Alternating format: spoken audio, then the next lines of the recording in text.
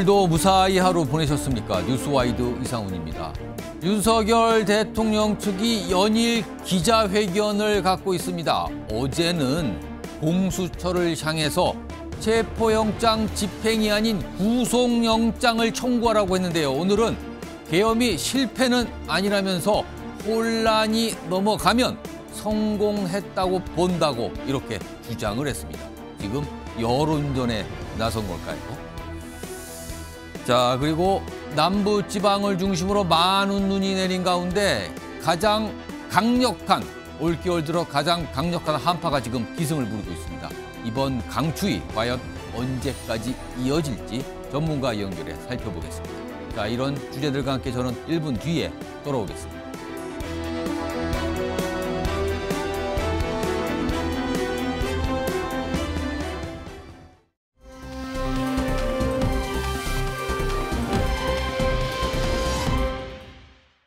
날씨도 엄청 춥고 그런데 뭐 단시간 내에 끝나는 것도 아니고 하루 종일 또 밤 늦은 시간까지 그것도 연일 하고 있어서 상당히 미안해하고 계시고 고마워하고 계십니다. 며칠 전에 대통령께서 편지를 낸 것은 관저 앞에서 정말 영하의 추위 속에 떨고 있는 분들에게 마음을 표시할 방법이 달리 없다 보니까 그런 레터를 낸 것이 됐고요.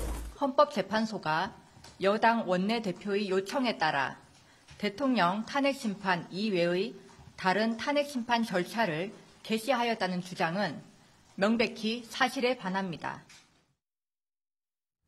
요즘 흘러가는 모양새를 보면 윤석열 대통령 측, 구체적으로는 변호인단, 연일 기자들과 만나서 뭔가를 설명하고 주장하고 있습니다. 그리고 헌법재판소 역시 거의 매일 브리핑을 열어서 뭔가를 계속 설명하고 있죠.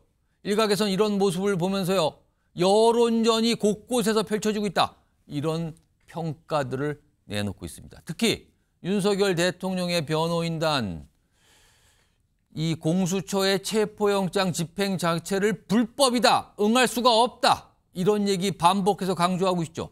그러면서요, 오늘 기자회견을 가졌는데 여기서 이 내용에 더해서 다른 얘기도 꺼내놨습니다. 그 목소리 들어보시죠.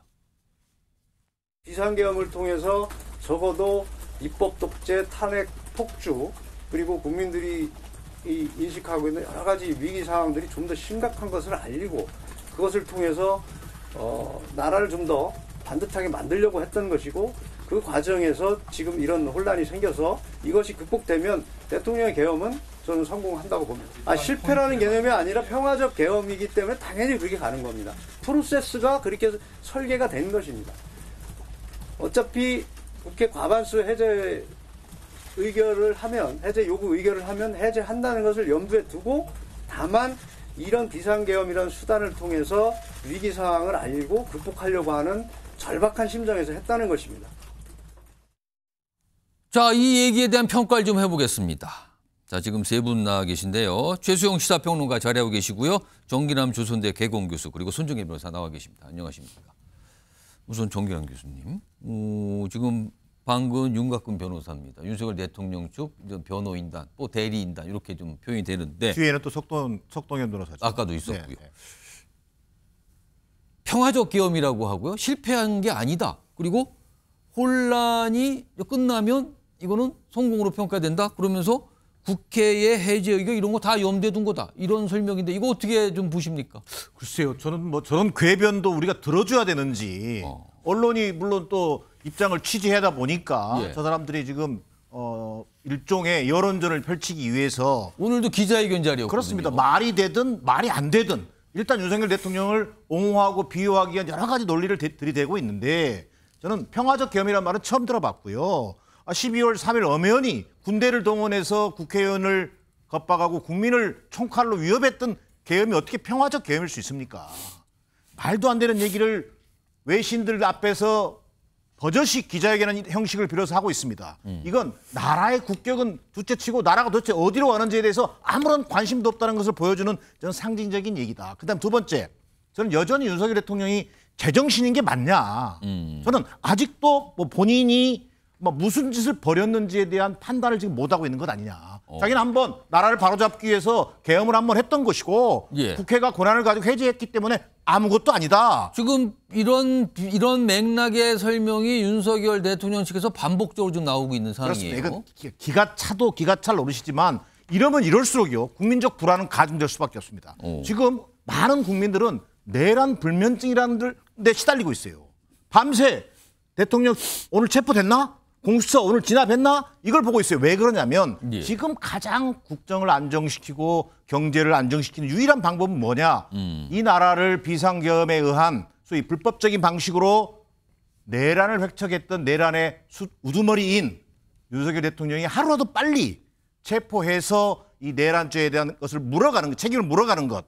이것이 국정 안정의 첫 길이라고 생각하기 때문인 겁니다. 자, 그런데 이제 와서 드디어 변호인을 통해서 계엄 실패가 아니다? 자, 그럼 뭐가 성공이라는 겁니까? 이렇게 탄핵에서 이건 내가 이번 헌법재판소 탄핵 과정에서 살아날 수 있다라고 예. 하는 헛된 망상이 아니고서야 어떻게 계엄이 실패가 아니라는 얘기를 할 수가 있는 거냐. 이것은 더 나아가면 지금 이 사람들이 내전이라는 얘기를 함부로 쓰고 있습니다. 자, 어찌 보면 윤석열 전 대통령, 지금 정지되어 있는 윤석열 대통령에 대한 명백한 사법 처리가 안 되고 있기 때문에 예. 오히려 이 사람들은 윤석열 대통령을 포함해서 이 변호인들조차 마찬가지인데요. 결국 제2의 내란을 획책하고 있다고 해도 과언이 아니다. 꿈꾸고 있는 거다. 어떻게 하면 이 여론전을 우리가 펼쳐서 조금만 여론이 바뀌어지면 예. 우리가 이길 수 있다라고 하는 지금 망상을 관저에 갇혀서 요새에 갇혀서 하고 있는 것으로 보여집니다. 최수영 평론가 지금 방금 영상을 통해서 확인한 이 내용 그중에 보면은 입법 독재 이걸 더 이상 지켜볼 수가 없다. 네. 이런 취지의 설명을 반복하면서 그리고 계엄은 절박함 신정에서 한 거다. 이걸 또 다시 한번 강조하거든요. 네. 그러면서 계엄 실패가 아니다. 뭐 평화적 계엄이라는 표현 그리고 국회 해제 의결 염두에 뒀다. 이런 내용까지 설명했습니다. 이거 어떻게 들으셨어요? 지금 정인남 교수께서는 이걸 가지고 이제 말도 안 되는 이제 궤변이라고 얘기하는데 예. 대통령 변호인단이 그렇게 궤변을 놓을 리는 없죠. 저는 이게 치밀한 변호 전략이라고 봅니다. 지금 저렇게 이게 얘기하는 게 그렇죠. 저는 헌재 심리를 대비한 변호 전략이라고 보는 게 왜냐하면 대통령이 이제 가장 비상대권 중에 비상대권 중 높은 레벨인 비상계엄을 선포할 수가 있죠. 대통령의 선포권이 있습니다. 예. 그리고 국회는 그걸 해제시킬 수 있는 해제 의결권이 그렇습니다. 있습니다. 그러니까 양쪽 다 적법한 권한을 행사했다는 거예요. 그 대통령은 탄핵과 무리한 입법 폭주와 국정을 마비시키는 민주당의 폭주에 항거하기 위해서 비상계엄이라는 본인에게 헌법적으로 부여된 카드를 꺼내 들었고 예. 그것이 국회에서 해제 의결권으로 맞불을 놓는 순간 내가 받아들였다. 그 사이에 우리 국민들은 민주당의 실체에 대해서 알게 됐다. 왜 우리가 한 발짝도 못 나가고 있는지. 예. 그걸 알리는 데 성공했다. 이 얘기는 뭐냐면 탄핵에서 가장 중요한 두 가지 쟁점이 이거거든요. 대통령이 위헌위법적 행동을 했는지. 두 번째, 그래서 그 행위에 대해 정도가 직을 파면할 정도로 중대한지. 예. 이 두 가지를 보는데 앞에 건 인정합니다. 이게 대통령이 위헌위법적 행동을 했을 수 있다고 봅니다. 예. 그러니까 지금 그 변호사 얘기도. 근데 두 번째, 그 행위의 정도가 과연 직을 파면할 정도인가. 그 얘기를 하는 거예요. 그걸 다투겠다라는 의도가 있는데 지금 약간 여론에 또 그걸 뭔가를 비치는 여론전의 모습도 있는 겁니까? 그렇죠. 그러면? 저는 그래서 최근에 이제 대통령의 대외 메시지 비서관 하던 최진웅 비서관이 예. 여기 지금 변호인단에 합류했다 그래. 이 얘기 뭐냐면 이런 말하자면 법리적인 것 외에도 국민을 설득하거나 국민의 감정에 호소할 수 있는 그런 메시지를 쓰겠다는 거죠. 그래서 저는 법적인 대응의 일환으로 지금 뭐 석 변호사나 윤곽근 변호사가 하지만 거기에 담은 내용들 과연 대통령이 그냥 남은 임기 2년 6개월 아무것도 좀 거칠게 표현해서 아무것도 안 하고 임기 맞춰도 퇴임하는 대통령이 될 텐데 굳이 비상계엄을 선포함으로써 탄핵이 된 대통령이 왜 했을까? 왜에 대해서 방점을 찍어달라고 하는 게 오늘 변호인단의 주장이라고 저는 해석합니다. 자, 연일 기자회견을 열면서 계속 어떤 설명을 하고 주장을 하고 그다음에 윤석열 대통령의 생각을 공개하고 이런 과정이 지금 반복되고 있어요. 자, 그런가 하면은요. 헌법재판소도 브리핑을 좀 자주 하고 있죠. 그리고 오늘 국회 본회의장에서 현안 질의가 있었어요. 여기에서도 이제 헌법재판소와 관련된 질의 그리고 답변들이 꽤 많이 나오는데 그 내용과 오늘 헌법재판소의 브리핑 내용 연속해서 들어보시죠. 헌법재판소가 그 신뢰를 받기 위해서는 공정성이 너무나 중요한데 사실 최근 헌법재판소의 이런 행보에 대해서 많은 국민들이 우려하고 있습니다. 이 편향성에 대해서 사과하실 생각 있으십니까?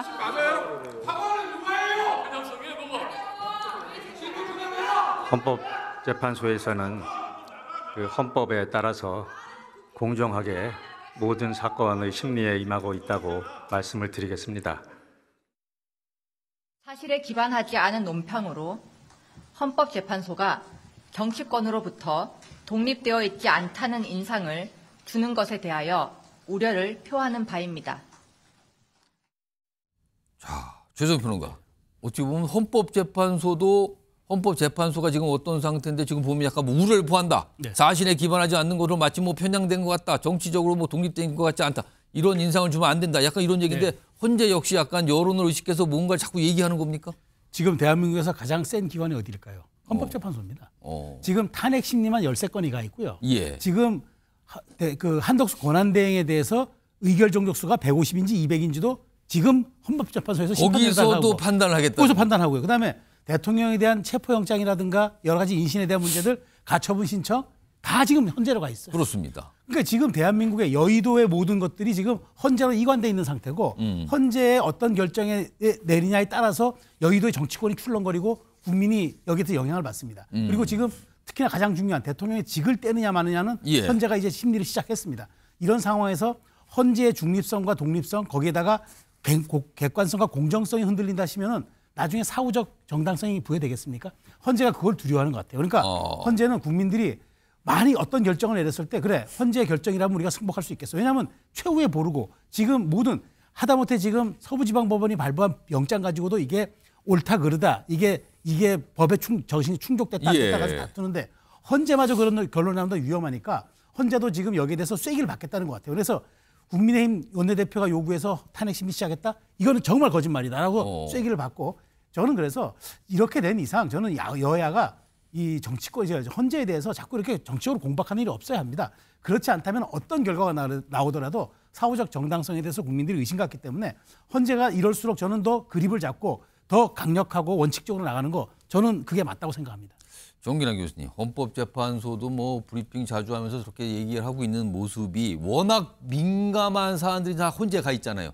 이런 걸 의식해서 역시 여론전 이런 맥락일까요? 어떻게 이해하고 계십니까? 저는 뭐 헌법재판소가 분명하게 법과 원칙이라고 하는 것을 확인시켜주는 것은 의미가 있다. 그러나 한 사안마다 소위 이른바 지금 그 윤석열 대통령 측 그다음에 국민의힘 사실상 동조하고 있는 국민의힘의 논리에 일희일비 그때 사안 대응하는 것 자체는 자칫 그들의 여론전에 말려들어가는 측면이 있다.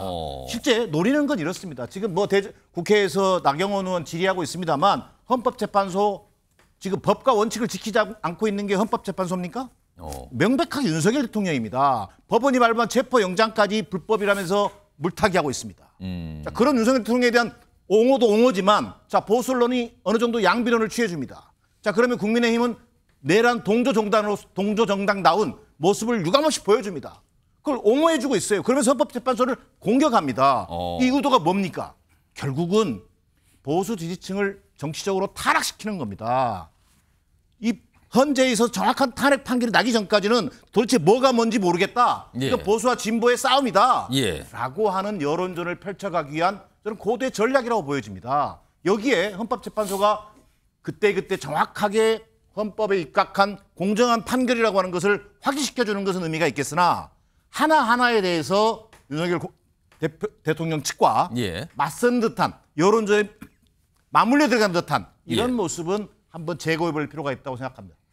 자, 이런 상황에서 윤석열 대통령 측 앞서서는 윤 대통령이 헌법재판, 그러니까 탄핵 심판 이 재판에 출석할 수 있다. 이런 맥락의 얘기를 꺼내놓은 적이 있었죠. 그리고 오늘도 그와 관련돼서 설명을 좀 내놨습니다. 들어보시죠.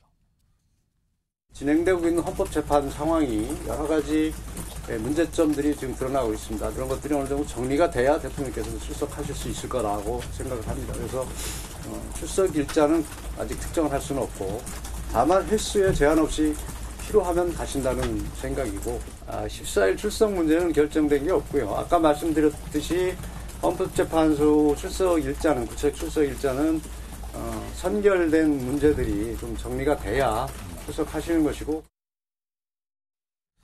선결돼야 될 문제 이게 정리된다. 아마도요. 이 형법상 내란죄 부분을 탄핵소추, 탄핵사유에서 빼는 부분, 처리하는 부분 이걸 말하는 것 같아요. 아마 그 부분을 사실 문제 삼았잖아요.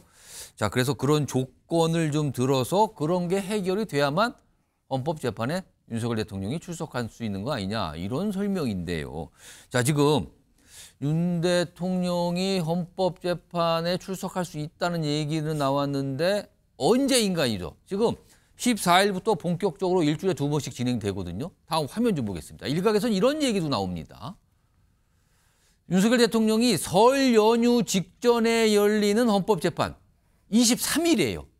14일이 처음이지만 매주 2번씩 열리면 23일도 잡혀 있거든요. 근데 여기에 출석을 검토하고 있다는 얘기가 언론 보도를 통해서 알려지고 있습니다. 특히 23일은요. 이재명 민주당 대표의 선거법 위반 혐의 2심 재판이 처음으로 열리는 날이기도 합니다. 그래서 지금 23일이 주목을 받고 있거든요. 두 날짜가 겹쳤다는 부분 그리고 설 연휴를 앞두고 있는 그 직전 날짜라는 부분 이렇게 좀 여러 가지 얘기가 나오는데 손정혜 변호사 일단 14일 열리는 첫 헌법재판 여기에는 아마 선결 문제 이런 걸 조건 든 거 보니까 아마 출석이 어려워 보이고요. 그렇다면 23일에 출석할 가능성은 어떻게 봐야 될까요? 사실은 현실 실현 가능성은 좀 낮지 않을까라고 예측할 수 있으나 예측이 사실은 불가능한 수준으로 여러 가지 또 다양한 상황들의 변수가 발생하고 있기 때문에 단언하기는 어렵습니다. 변수라는 건 첫 번째 신병 확보가 어떻게 되는지 문제가 되겠죠. 체포영장이 집행되면 구속영장 수순으로 가서 신병이 확보된 상태에서 구속된 상태로 탄핵 심판을 가는 것이 오히려 좀 불리하다라는 판단을 할 여지가 있기 때문에 그 경우에는 출석하지 않을 가능성 배제하기 어렵고요. 두 번째로는 신병 확보가 되지 않는다라고 한다면 이 경호 목적 때문에라도 외부의 어떤 그 헌재까지 이제 이동하는 거에 대해서 굉장히 좀 불안해할 여지가 있습니다. 왜냐하면 수사기관이 체포영장이 불발되다라고 하더라도 또 3차 체포영장을 발부받거나 구속영장을 발부받을 가능성이 높은 상황에서 헌재에 이동할 수 있겠느냐 이런 현실적인 고민이 앞서서 있을 가능성이 있기 때문에 자진 출석을 한다고 하더라도 그 시점은 조금 더 상황이 정리되고 나중에 이제 나가지 않을까 생각이 들고요. 통상적으로 여러 번 출석하기에는 경호 목적상 좀 번거로움이 있기 때문에 가장 중요한 최후 그 변론을 위해서 나가는 경우가 있거든요. 근데 현재 5기일 정도만으로는 이 사건이 끝나지 않을 가능성이 있고 그렇다면 마지막 기일로 예정되는 날짜 정도 출석하는 방안이 더 유력하게 검토되지 않을까 합니다. 그러면은 조만간은 출석의 모습을 보기 어렵다 이런 전망이신데요. 일단 변수가 많습니다. 지금요. 손정혜 변호사가 방금 설명했듯이 여러 가지 상황 이걸 보고 난 뒤에나 판단할 수 있다. 이런 게 보통 나오는 설명입니다. 자, 첫 번째 이슈로 오늘 윤석열 대통령 측 그리고 헌법재판소의 여러 가지 얘기, 여론전으로 보이는 이런 얘기부터 좀 전해드렸고요. 다음 이슈로 넘어가 보죠. 여기는요, 지금 대통령 관저가 요새화돼 있다. 이런 표현들 나오죠. 그리고 경호처가 과연 어떻게 대응할 것이냐. 공수처와 경찰은 어떤 움직임을 보일 것이냐. 이런 게 지금 주목받고 있는데 그 주제로 넘어가 보겠습니다. 협조 못합니다. 못해. 이렇게 돼 있죠? 누가 협조 못한다고 얘기를 한 거예요? 뒤에 보시는 사진은 지금 대통령 관저 앞, 그러니까 이게 경호구역, 그 시작 입구분이죠? 여기에 지금 차량들로 이렇게 막혀져 있는 모습, 이게 사진으로 있는데 협조 못한다. 일단 화면으로 최근에 경호처, 군, 경찰 뭐 여러 얘기들이 있어요. 일단 보시면요. 가운데가 대통령 경호처가 있죠. 최근에 경호처가 경찰 쪽에 대통령 경호 지원 협조 요청합니다. 이런 얘기를 전달했답니다. 그런데 경찰이 지휘관계 아닙니다. 그렇다면 이게 뭡니까 지금? 지난 3일 1차 체포영장 집행 때도 여러 가지 얘기들이 있었죠. 경호처와 경찰, 군의 무슨 관계에 대해서. 근데 최근에 경호처가 지원 협조. 그러니까 이거는 체포영장 집행을 저지하기 위한 그 상황에 대한 협조 요청을 한 거잖아요.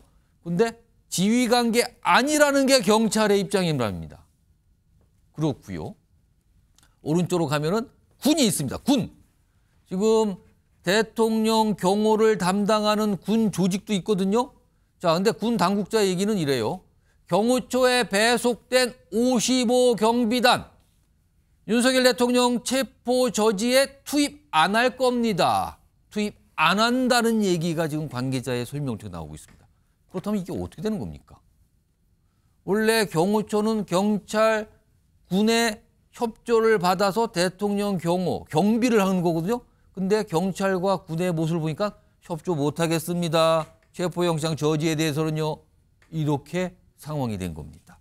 자, 오늘 국방부가 뭔가 짧게 설명을 좀 내놨거든요. 확인해 보겠습니다. 55 경비단 철수라는 건 어떤 의미를 말씀하십니까? 어디서 그러니까 철수? 뭐 배속을 바꾼다든지. 그런 건 현재 국방부 검토하고 있는 건 없습니다. 55 경비단 뭐 부모들이 뭐 이렇게 뭐 항의 전화를 많이 군에 했다 이런 건 뭐. 네, 그건 제가 아는 바는 없고요. 네, 그런 보도가 있었던 건 저도 봤는데 그건 제가 아는 사안은 없습니다. 그러면요. 지금 대통령 경호 인력이 어떻게 구성됐는지 이거 좀 정리 좀 해볼까요? 화면에 있습니다. 그동안 뭐 3중 뭐 경호 이렇게 나왔는데 대통령 경호 인력 구성이 대충 이래요. 물론 이게 정확하진 않습니다. 왜냐하면 이걸 누구도 명확하게 설명하지 않거든요. 이거는요. 근데 최근에 체포영장 집행과 관련된 많은 보도가 있는 가운데 이런 게 알려진 거죠. 지금요. 일단 경호처 경호원은 대략적으로 한 750여 명 정도 된다 그래요. 이것도 대략적입니다. 그리고 군이요. 수방사 소속의 55 경비단이 있고요. 33 군사 경찰 경호대가 있습니다. 여기 군이에요. 그리고 경찰 쪽은 101단, 102단이 있습니다. 이렇게 구성이 돼 있다 그래요. 근데 만약에 지금 앞서서 봤지만 경찰도 그렇고 군도 그렇고 이거 체포영장 집행 저지하는 쪽에는 투입 못합니다. 이렇게 된 거죠. 그러면 군하고 경찰을 뺄 경우에는 700여 명의 경호처 직원만 남게 되는 겁니다. 그리고 경호처 직원도 모두 다 경호 전담만 하는 게 아닐 거 아니에요. 거기도 사무 인력도 있고 여러 가지 인력도 있을 텐데 그렇다면 저거보다 줄어들게 되는 거죠. 최수영 평론가. 네. 이제 지금 공수처는 저 체포영장 2차 집행하겠다. 뭐 언제인지 모르지만 하겠다는 얘기 밝히고 있는데 이런 상황에서 지금 경호처만 남게 되는 겁니까 그럼? 그렇습니다. 저도 좀 한 2년 반 청와대 근무 경력이 있는데 이 외곽 경호는 경찰 101단 102단이 담당하고 그다음에 이제 55 경비단이라고 하는 게 옛날 이제 예를 들어 치면 이제 30경기단 33 경비단이었죠. 옛날 표현이죠. 그렇죠. 옛날 표현이게. 그 사람들이 이제 그 외곽과 그 경찰과 그 경호처 사이에 있는 그 질서 유지선은 그 방어벽을 거기 군인 거죠. 그렇죠. 군입니다. 군이고 그렇게 해서 그다음 마지막 최종이 경호처인데 지금 사실 경호처가 지금 군의 국방부에서 협조 요청을 했는데 만일 우리의 이번에 외곽 경호에서 빼겠다고 하면 우리가 그걸 받아들이겠다는 얘기를 했다는 거예요. 그 얘기 뭐냐면은 사실 지금 경찰은 배속이 됐을 때 경호처는 배속이 됐을 때 군을 지휘할 수 있지만 군의 원소속 부대는 합참과 국방부이 지휘하기 때문에 국방부의 지휘를 아마 따라야 할 겁니다. 원소속이기 때문에 그렇다 그러면 실제로 이번에는 대통령 경호처밖에는 남을 병력이 없어서 그렇다면 이제 이른바 외곽 경호 그러니까 지난번에도 관저의 외곽들은 다 뚫려서 마지막 관저 정문까지 와서 경호처와 대립하지 않았습니까? 그럼 그렇다면 이번에는 거의 초반부터 그런 상황으로 갈 수가 있겠다. 초반에 예를 들어서 이 공관구역 정문이 있잖아요. 그렇죠. 거기는 지금 군 쪽이나 뭐 경찰 쪽이 담당한다고 알려져 있고요. 근데 거기는 그냥 통과를 할 가능성이 있는 거죠, 지금 현재. 그렇다면 이제 현재 700여 명으로 추산되는 경호처 병력만 말하자면 이제 앞으로 집행할 수 있는 공수처와 경찰들의 인력을 상대해 줘야 되기 때문에 만일 그렇다면 이번에는 경호처가 어떻게 하느냐에 따라서 달라질 수 있는데 저도 여기서 따라 또 좀 지적되는 지점이 뭐냐면 우리가 대통령 비서실 같은 경우에는 이른바 어공이라 그래서 그 말하자면 대통령의 정권 교체에 대해서 따라 들어온 이른바 어공들 어쩌다 공무원이라고 표현하는데 실제 경호처는 예전부터 내려오던 일반직 공무원들이에요. 만일 이번에 공무집행 방해라고 또 특수공무집행 방해라고 법 적용이 되면은 나중에 연금이라든가 이런 불이익 받을 수 있어요. 큰 문제가 큰 문제가 개인적인 있었- 차원에서 문제가 발생한다는 그렇죠. 거죠. 그래서 지금 지휘 라인도 굉장히 그런 부분에 대한 고심을 하는 것 같아서 이번에 만일 2차 체포영장이 집행될 때 경호처가 어떻게 대응할 것인가의 문제는 매우 지금 초미의 관심으로 부상하고 있습니다. 손정혜 변호사, 지금 대통령 경호를 담당하는 군과 경찰 인원들이 있거든요. 근데 지금 아까도 설명드렸지만 군과 경찰 쪽이 경비 업무만 담당을 하고 체포영장 집행 저지에는 투입을 거부하는 거. 이거 법적으로는 문제가 안 됩니까? 어떻게 됩니까? 이거 문제가 아니라 원칙대로 돌아가는 것입니다. 왜냐하면 현재 여러 가지 체포 집행에 대해서 저지하는 여러 가지 행동이 특수 공무 집행 방해죄가 성립할 가능성이 매우 높다라는 분석이 나오고 있는 만큼 두 차례의 집행 시도에도 마찬가지의 무력 충돌이라든가 본권력을 남용해서 정당한 목적으로 사용하지 않고 오히려 공무 집행을 방해하는 경우에 대거 처벌받을 염려와 징계받을 염려가 굉장히 높아지는 상황입니다.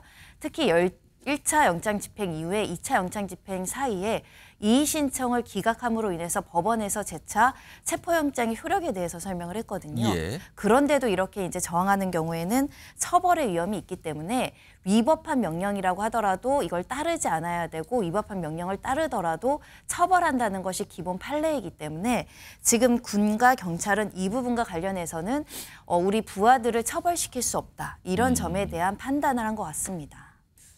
정기남 교수님, 그런데요. 지금 경호처는 굉장히 강경한 입장이잖아요. 뭐 2차 이 체포영장 집행이 와도 이거 다 저지하겠다.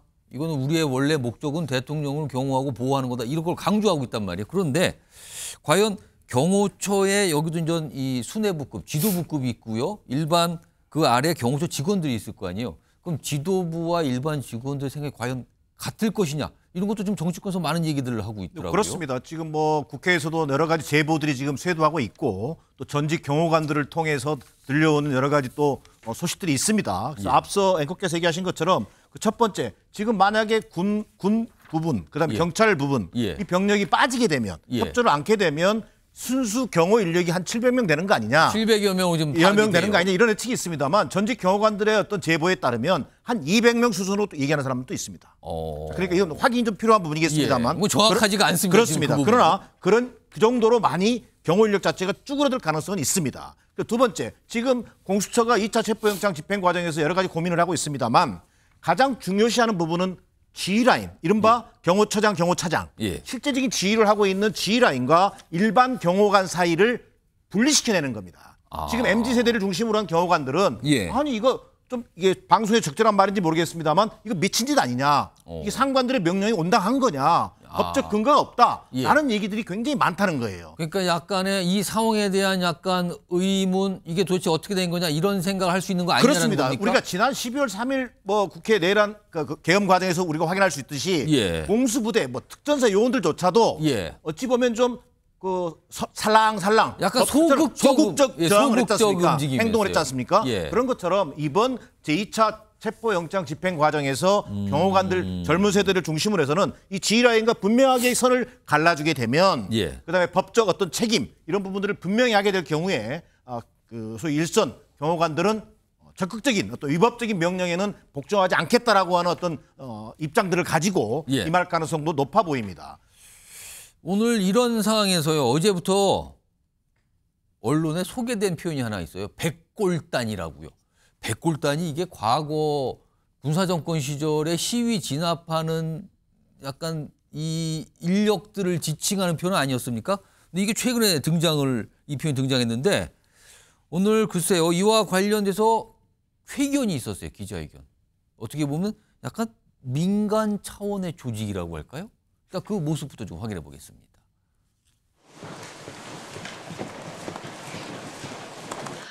오늘은 방공청년단의 기자회견을 소개해 드리려고 합니다.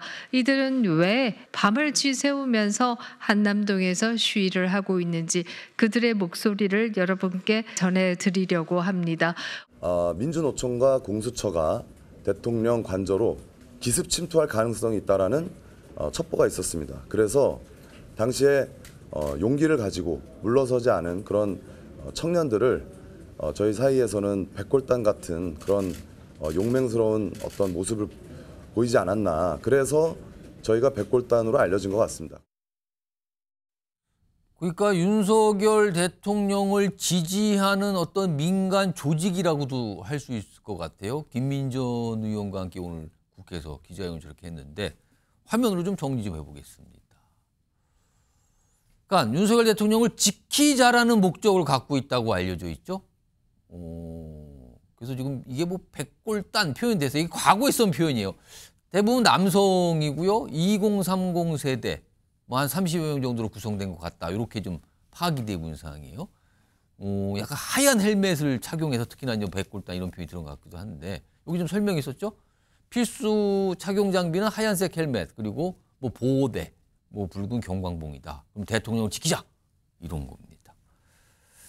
최소한 평론가 이러다가요. 아까 경찰과 군은 약간 좀 빠지는 분위기고 경호처만 남는 분위기 아까 그 내용 전해드렸는데 이러다가 공수처하고 경찰이 2차 체포영장 집행할 때 이런 민간 조직과 또 충돌할 가능성까지 생기는 걸까요? 그럼 혹시? 그러니까 저도 지금 우려스러운 게 이제 뭐 백골단이라고 저 명칭 자체도 좀 약간 좀 제가 보기에도 부담스러운 그 얘기입니다. 왜냐하면 백골단이라는 게 우리 근현대사에서 매우 부정적인 이미지로 각인되고 있지 않습니까? 근데 굳이 저렇게 흰색 헬멧을 썼다고 백골단이라고 지칭하는 것과 그다음에 저렇게 또 기자회견장까지 와서 본인들의 존재감과 본인들의 활동 영역을 공개하는 게 저는 과연 온당했느냐. 왜냐하면 자경단 정도로 자체 질서를 좀 유지한다든가 그다음에 외부에서 오는 불순한 인력들을 좀 통제한다든가 하는 그런 자체적인 자경단 조직이면 모르겠으나 만일 저기에서 공권력이 투입되는데 그걸 적법하지 않게 막았다는 경우에는 이게 민간의 희생으로 이어질 수 있으면 이건 또 다른 프레임이 형성되는 거거든요.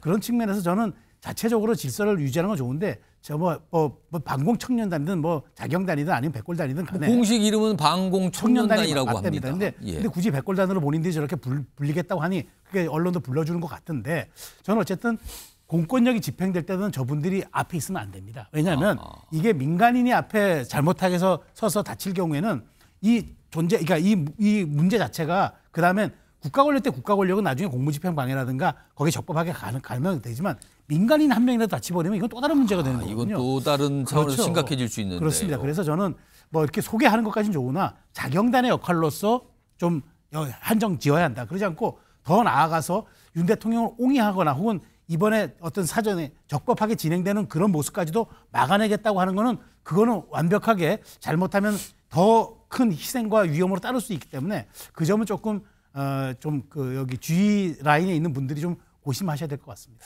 정기남 교수님, 그러니까 윤석열 대통령을 지지하는 사람들의 어떤 조직으로 보이는데 이거는 글쎄요 지금 관저 앞에서 윤석열 대통령을 지키자고 외치면서 집회를 하는 사람들과는 좀 약간 또 다른 차원의 문제 같은데요, 이거는요. 그렇습니다. 뭐 지지자로서 농성에 참여하고 거리 시위에 참여하는 거에 얼마든지 뭐 이해할 수 있겠죠. 그러나 공권력 집행, 그러니까 제2차 체포영장 집행을 앞두고 공권력 집행에 맞서겠다라고 하는 것을 공언하고 있는 집단입니다. 물론 우리가 굉장히 그 민주화 운동 세대들에게는 굉장히 그 어떤 아픈 상처가 있습니다만 민주화 그 군사 독재 시절에 소위 이른바 군사 독재 정권의 앞잡이 역할을 했던 이 백골단을 떠올리게 되는 또 해방 전국의 서북 청년단을 떠올리게 되는 2025년 새해 벽두부터 국회 기자회견장에 무슨 반공 청년단이 등장하는 이런 참담한 현실입니다만 어찌됐든 그래도 국회의원이라는 사람이 헌법을 누구보다 지키겠다라고 하는 국회의원이라는 사람이 그런 공권력 집행에 맞서겠다고 하는 이른바 반공 청년 단원들을 국회 기자회견장에 소개시키고 또 그것을 어떤 정당한 분노로 포장하고 이런 일이 지금 벌어지고 있는 겁니다. 이것은 기본적으로 윤석열 대통령이 지금 관절을 요새하면서 농성에 들어가고 여론전에 들어가고 이것을 또 밑받침해 주는 게 지금 시위에 참여하고 있는 지지자들이고요. 더 나아가서 지금 이 백골단의 등장은 자칫 잘못하면 국민들이 가장 우려하는 공권력 집행 과정에서의 유혈 충돌을 어찌 보면 이끌어내고자 하는 하나의 어떤 요소로서 지금 이 사람들을 앞세우고 있는 건 아닌지 이런 불안에 떨 수밖에 없는 그런 상황으로 보여집니다. 일단 뭐 존재만 이런 조직이 있다라는 것만 알려졌어요. 구체적으로 또 행동이 나온 건 아닙니다만 기자회견을 통해서 본인들에 대해서 설명하고 이런 모습이 오늘 있었습니다. 자, 이런 가운데요. 최상목 권한대행 사실은 이런 얘기를 좀 꺼내놨죠. 정부기관 사이에 어떤 물리적인 충돌, 이런 불상사 있으면 안 된다는 걱정의 목소리를 좀 내놨거든요. 일단 그 목소리부터 좀 들어보겠습니다. 체포영장 집행과 관련하여 간곡히 말씀드립니다. 어떤 경우에도 시민들의 부상이나 정부기관 간 물리적 충돌 등 불상사가 절대 없도록 만전을 기해 주시기 바랍니다. 자, 이런 상황에서요. 지금 2차 체포영장 집행할 때 뭐 경찰 특공대가 투입될 수 있다, 헬기가 동원될 수 있다, 뭐 이런 얘기들이 좀 나왔었잖아요. 근데 이와 관련해서 설명을 하는 목소리가 좀 있었습니다. 들어보시죠. 언론에 보도되는 경찰 특공대, 장갑차, 헬기 등 동원은 전혀 검토한 바는 없고 소설 같은 얘기다라고 대답을 했습니다. 국수본부장처럼 경찰 특공대 투입을 하지 않겠다는 답변을 해주실 수 있으십니까? 뭐 현재는 그 특공대 투입에 대한 검토한 적도 없고요. 국수본에서 요청받은 적도 없습니다.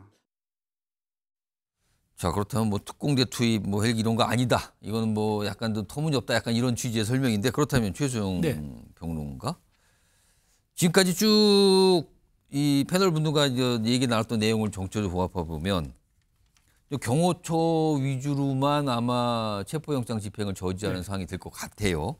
자, 그러면은 지금 공수처와 경찰은 글쎄요, 뭐 지난번처럼 계속 대치 국면이 이어지는 건지, 아니면 경호처 지도부와 직원들, 저항을 하거나 저지하는 직원들에 대한 체포를 계속, 뭐 시간이 걸리다 계속 조금씩 체포하면서 약간 장기전으로 들어간다고 봐야 될까요, 그러면은? 저도 그 가능성이 매우 높다고 봅니다. 그러니까 지금 공수처가 이번에는 밀행성의 원칙이라면서 그 체포영장의 기간을 공개하지 않고 있지 않습니까? 지난번 일주일이었는데 심지어 많게는 지금 뭐 2주에서 3주까지 지금 예상하는 분들도 있더라고요. 2주에서 3주까지.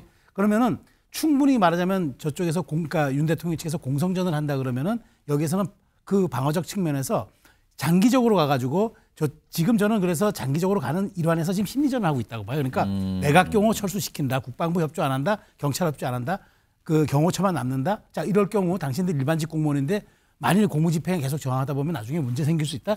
계속 지금 여론 압박하다가 대치하는 상황에서 조금씩 들어가면서 아마 이제 한두 명씩 이렇게 좀 제압을 해서 끌어내는 형식으로 한다 그러면 시간이 좀 많이 걸리겠죠. 근데 체포영장에 뭐 2주든 3주든 간다 그러면은 사실상 저렇게 되면은 그 과정에서 또 만일 부담을 느낀 경호처 수뇌부가 또 다시 한번 그 판단을 하게 될 경우도 있을 수 있기 때문에 저도 그래서 지금 많은 사람들이 예상처럼 뭐 경찰 특공대가 투입이 되고 헬기가 투입이 되고 장갑차 투입되고 그러면 안 되죠.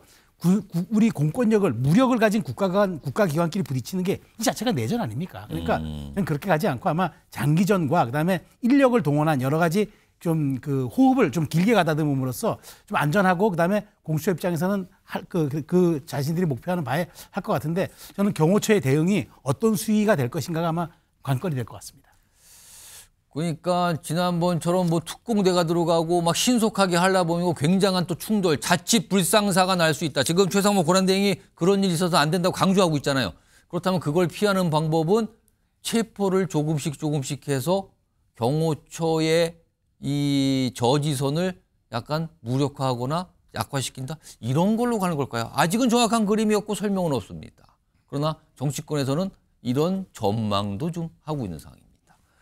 자, 그런 가운데요, 앞서가서 지금 국회 본회의장에서 열리고 있는 천안질의 장면을 좀 보여드렸는데 이런 모습도 방금 전에 있었다 그러는데요. 내용 좀 들어보겠습니다. 영장을 집행하는데 국회의원들이 다수로 가서 스크럼을 짜고 막는다. 공무집행 방해에 해당합니까? 저희들의 영장 집행 업무를 방해할 시 공무집행 방해에 마찬가지로 적용됩니다. 국회의원들도 현행범은 체포가 가능합니까?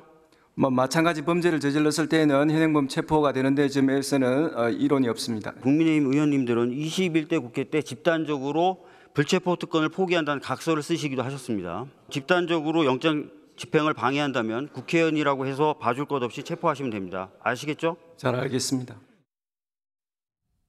손중기 변호사. 근데 이제 현실적으로 만약에 2차 체포영장 집행이 이루어지는 때 국민의힘 의원들이 그 관저 앞으로 가서 있었어요. 그때 지금 체포하라는 거 아니잖아요. 이게 어떻게 될까? 이게 가능할까요, 현실적으로?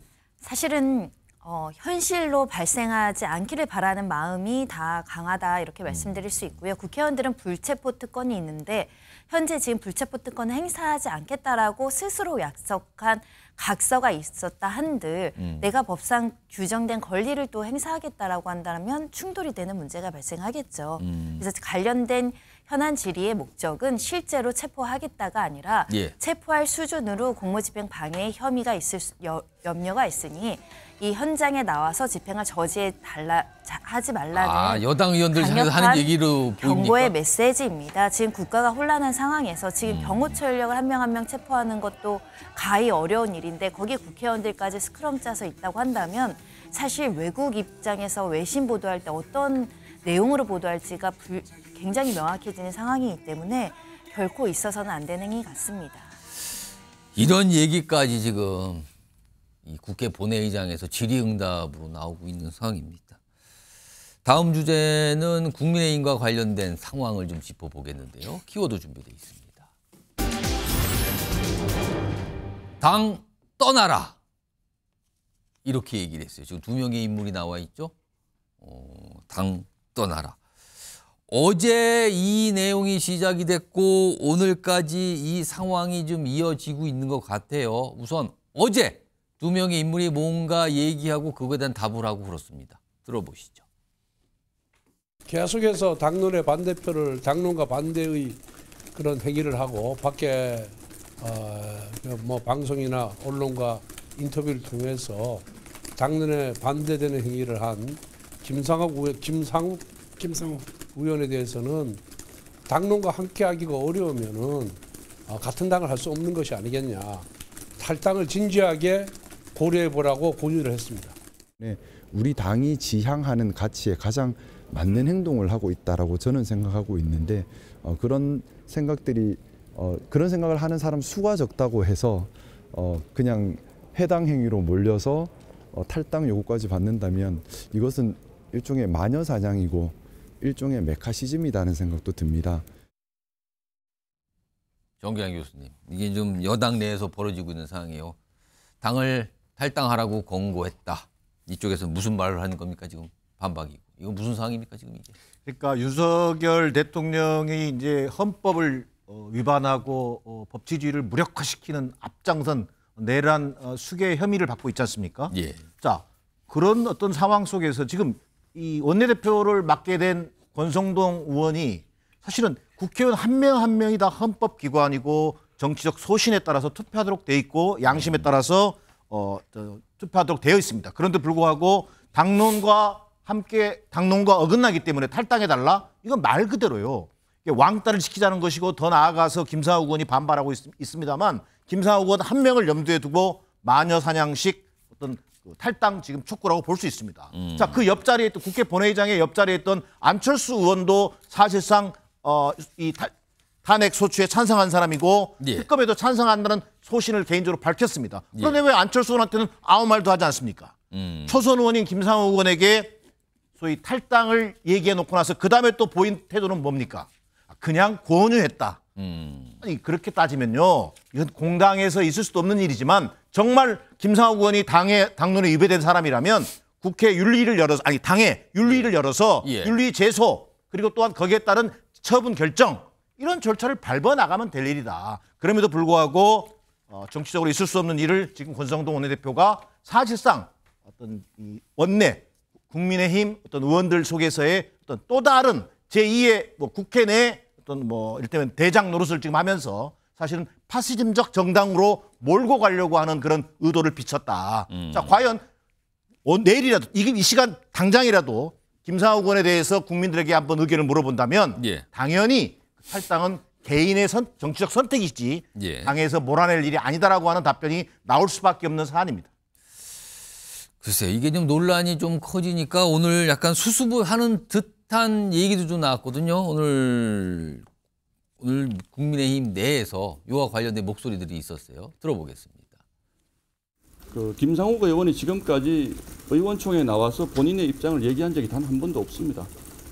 공개적으로. 그래서 아마 의원총회도 나오고 와서 본인의 생각이 다른 부분이 있으면 얘기를 해라. 이런 취지에서 원론적 입장을 얘기한 것으로 이해를 하고 있고 당 차원에서 그런 걸 논의한 적 없습니다. 개인의 생각을 표출하는 것과 당론에 반하는 것을 나의 자유다라고 얘기하는 것은 전혀 별개의 문제입니다. 예. 제가 국회의원 생활을 하면서 당론을 따르지 않은 적이 최근 12월 말고는 사실 없습니다. 원내대표님께서 탈당하라 하신 말씀은 추정컨대 저도 탈당을 요구한다기보다는 당론을 좀 더 무겁게 더 많이 고민해 달라는 취지로 이해하고 싶습니다. 최재형 변호사, 오늘은 어제와 달리 약간 좀 가라앉히면서 뭔가 좀 서로 수습을 하려는 것 같네요, 지금요. 그렇습니다. 출구 전략 짜야죠. 왜냐하면 그 국회의원은 두 가지 이중적 위치에 있는 겁니다. 하나는 헌법기관으로서의 대의민주주의를 실현하는 자격과 그다음에 또 하나는 그 당의 공천을 받아서 당선됐기 때문에 그 당의 정당의 이익이 뭡니까? 정당은 정권을 획득하는 게 목표 아닙니까? 그렇다면 거기에 또 부합하는 행동을 해야 되는 이중적 위치에 놓여 있는 게 맞기 때문에 사안에 따라서 밸런스를 유지하는 게 국회의원의 역할들인 거죠. 그런데 권성동 원내대표는 이럴 겁니다. 어제 2표 차이로 겨우 내란 특검법 부결됐잖아요. 간당간당할 겁니다, 마음이. 그러니까 단일 대우는 유지해야 되는데 저렇게 대놓고 이제 나는 소신에 따라 투표하겠다는 의원이 계속 나오면은 사실 부담스러우니까 아마 그걸 개인적으로 얘기한 것 같은데 거기에서 아마 이게 이제 밖으로 노출이 되면서 된 건데 그렇게 개인적으로 얘기한 거를 슬쩍 또 밖에 언론에 이게 과연 또 흘리는 게 당인으로서 도리가 맞느냐 아마 이런 또 논란도 있었던 걸로 제가 압니다. 그렇기 때문에 저는 권 의원이 그렇게 얘기했던 것은 아마 단일 대우를 유지해야 하는 원내대표의 조급성이 있었겠으나 그러나 길게 보면은 결국 국민의힘이 중도의 마음을 얻고 국민의 마음을 얻어야만 정당이 역할을 하는 건데 저렇게 말하자면 국민은 대다수의 좀 상식과 배치되는 얘기를 하는 건 저는 국민의힘이 징계의 정치, 뺄셈의 정치를 하는 것이기 때문에 전혀 도움이 안 된다고 생각이 됩니다. 손중기 변호사, 그러니까 당론과 다른 방향으로 표결을 하거나 의견을 내는 거 이거는 법상으로 좀 어떻게 됩니까? 국회법에 규정이 있습니다. 국회법은 자유투표를 원칙으로 하고 있기 때문에 의원은 국민의 대표자로서 소속 정당의 의사에 기속되지 아니한다, 양심에 따라 투표한다 이렇게 규정되어 있고요.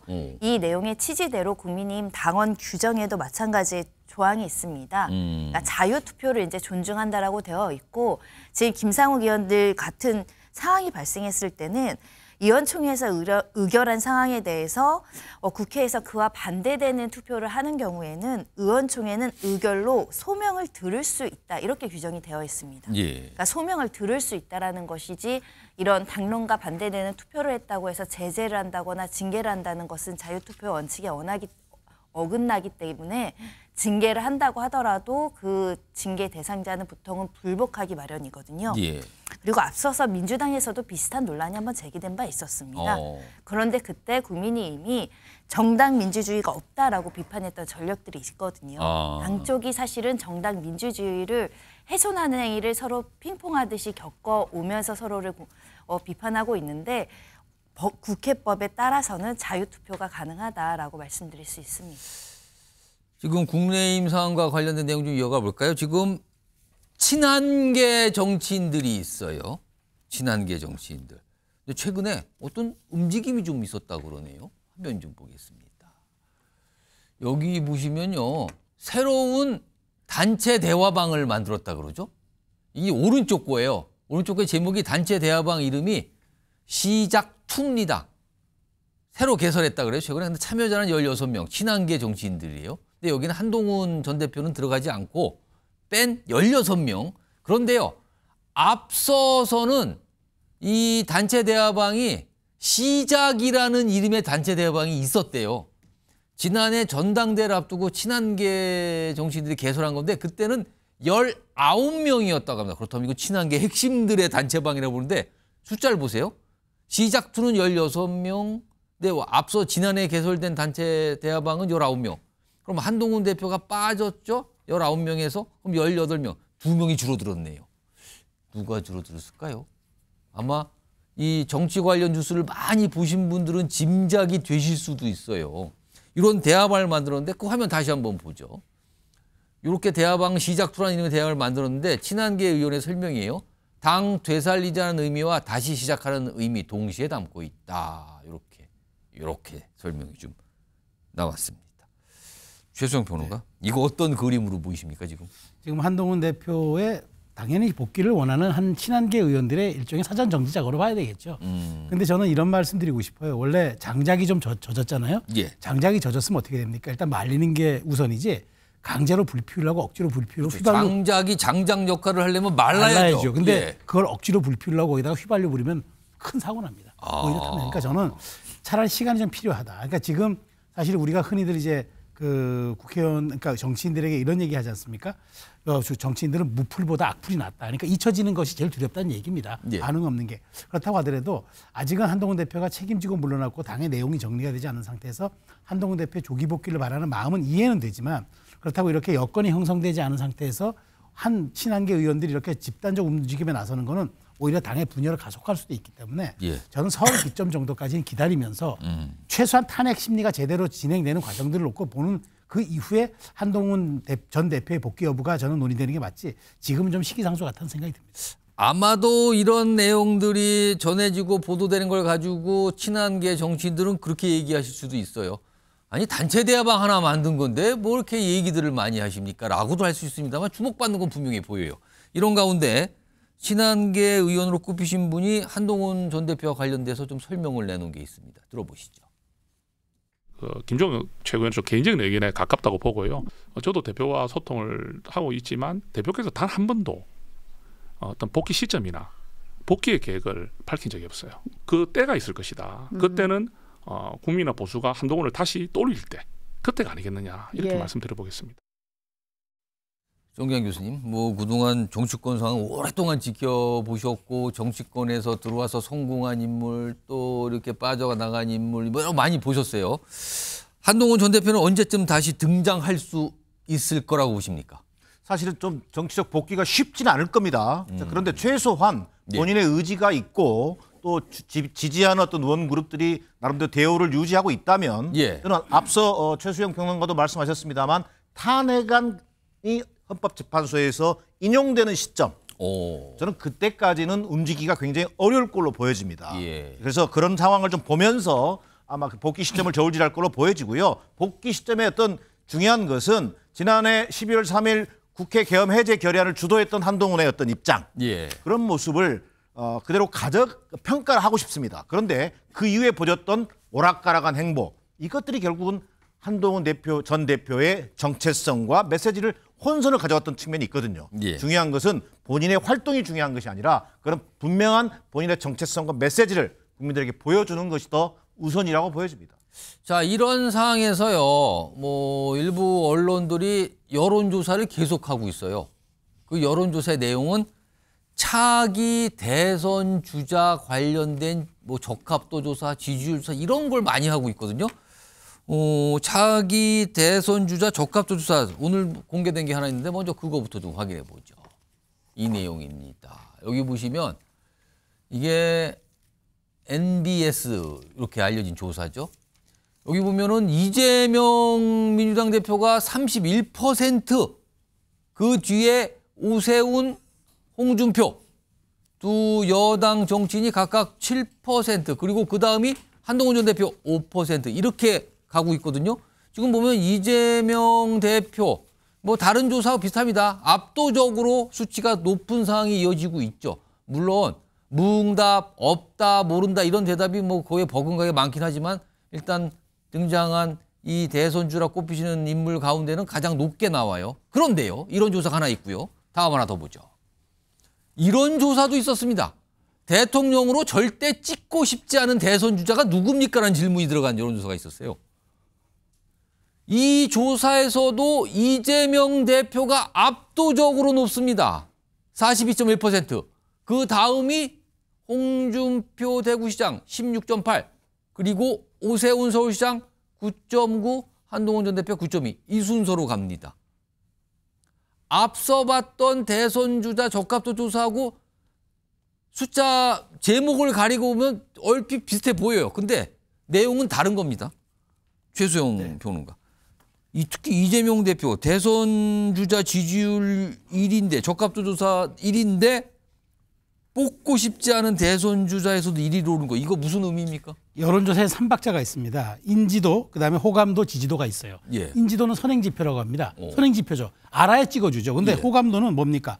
확장력 지표입니다. 확장력 얼마큼 확장성이 있냐. 그런데 그 지지도는 마지막 경쟁력 지표입니다. 그러니까 이 얘기를 이렇게 말씀드리면은 이재명 대표가 현재 국면에서는 경쟁력은 있으나 확장력은 제일 낮다. 경쟁력은 제일 높지만 확장력은 제일 낮다. 이중적 지위에 있는 거죠. 그런 측면에서 이재명 대표의 딜레마는 바로 여기 있습니다. 많이 알려져 있는 것 분명하고 그다음에 그 경쟁력이 있어 보이는 건 분명한데 현재로서 중도 확장력에 대해서는 가장 딜레마가 큰 정치인이다. 그게 뽑고 싶지 않은 대선 주자 그렇습니다. 1위로 압도적으로 높게 나오는 게 그 의미라고 보시죠. 그렇습니다. 그러니까 호감도는 확장력 지표이기 때문에 이 부분에 대해서 이재명 대표가 상당 부분 좀 고민할 필요는 있다고 저는 봅니다. 정기환 교수님, 대선 주자 적합도 조사에서는 1위인데 뽑고 싶지 않은 대선 주자도 1위.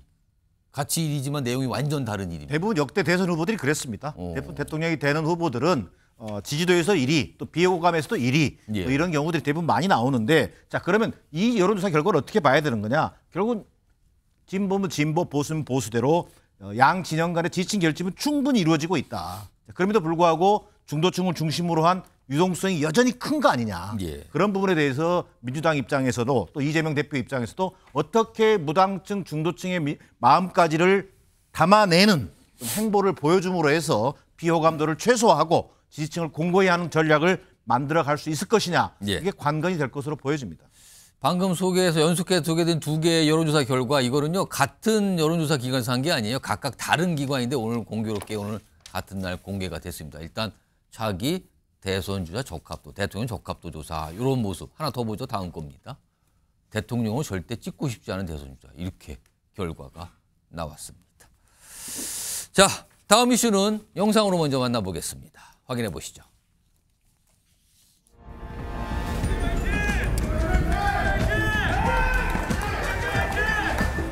저로 인해서 발생한 이 전당대회 사건에 대해서 국민 여러분께 송구스럽고 죄송하고 또 당에 누를 끼쳐서 정치적 책임을 제가 다 지겠다.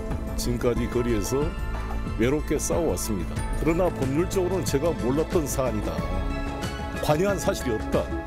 이것을 일관되게 주장해왔고 그에 관한 직접적 증거가 하나도 나온 게 없습니다. 오늘 재판 결과를 겸허하게 듣도록 하겠습니다.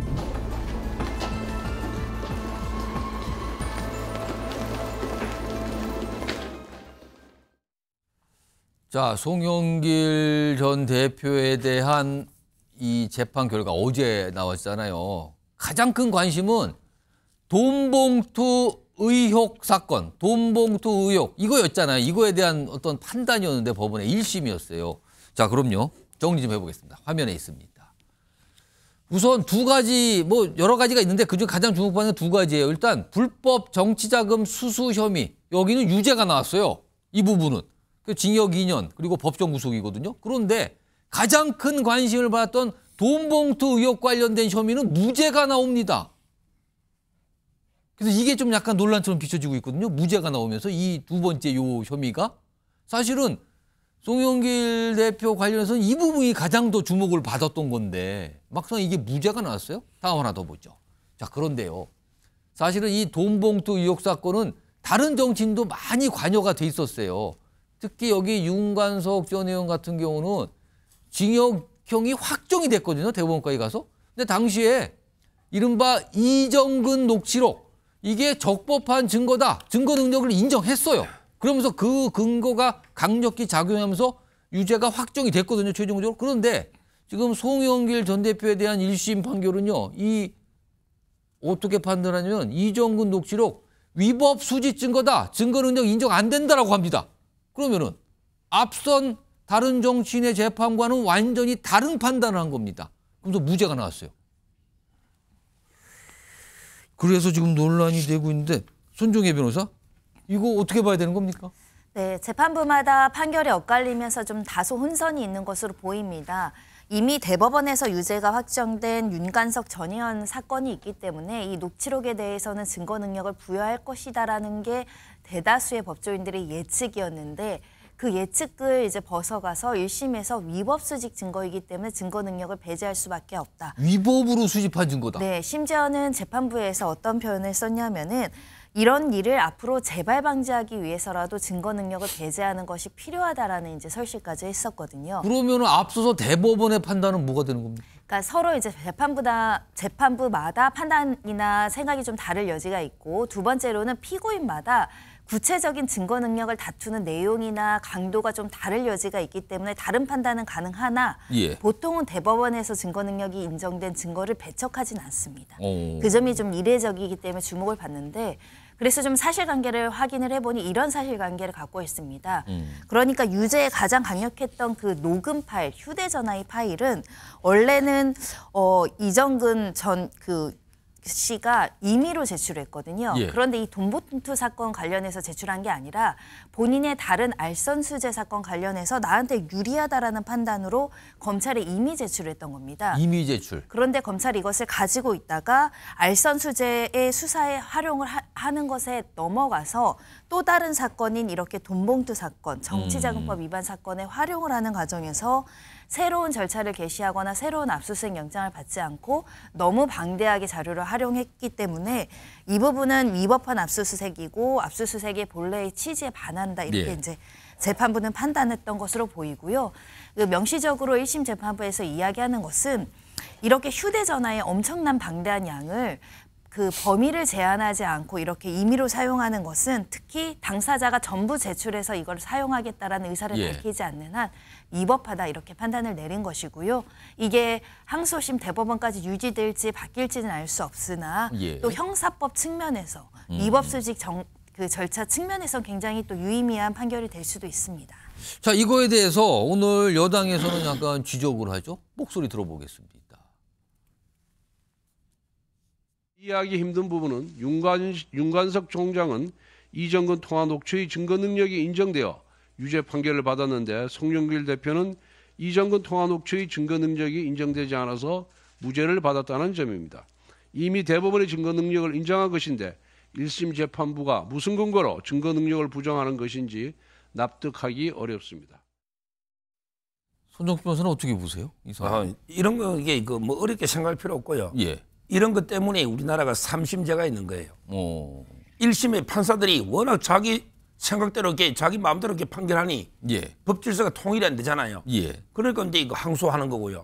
항소심도 고법이 여러 개 있잖아요. 또 다를 수도 있어요. 제가 보기에 고법에서 바로 잡힐 수도 있고요. 그럼 이게 최종적으로 대법원 가잖아요. 그럼 이게 대법원 하나밖에 없죠.